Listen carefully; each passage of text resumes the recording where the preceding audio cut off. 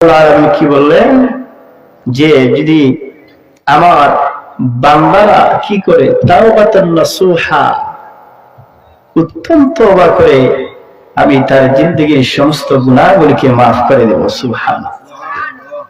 তাহলে আমরা এই জিন্দেগীর মধ্যে অনেকেই হয়তো বলেন যে হুজুর আমি তো গুনাহ করতে করতে শেষ, আমার জিন্দেগিতে গুনাহ করতে করতে আমি শেষ।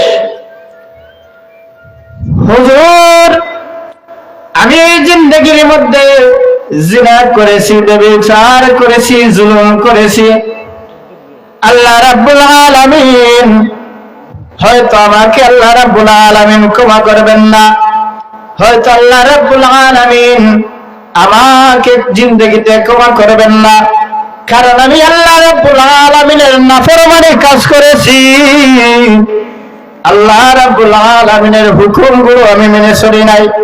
হুজুর আমি তো জিনা করেছি, আমি তো ব্যভিচার করেছি, আমি তো সুদ খেয়েছি, আমি তো অন্যের হক মেরে খেয়েছি। হুজুর আমি কিভাবে আল্লাহ রাব্বুল আলামিনের কাছ থেকে রেহাই পাবো? আল্লাহ রাব্বুল আলামিন বলেন, ও আমার বান্দারা রে, লা তাকনাতু মির রাহমাতিল্লাহ, লা তাকনাতু মির রাহমাতিল্লাহ।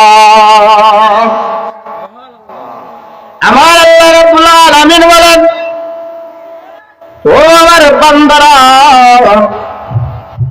লা তাকনাতু মির রাহমাতিল্লাহ, তুমি জিনা করেছো, ব্যভিচার করেছো, মানুষের হক গুলি মেরে খেয়েছো, সুদ খেয়েছো, ঘুষ খেয়েছো, আমি আল্লাহ রাব্বুল আলামিনের কাছে তুমি আল্লাহ রাব্বুল আলামিনের রহমতের ছায়ার তলে চলে আসো।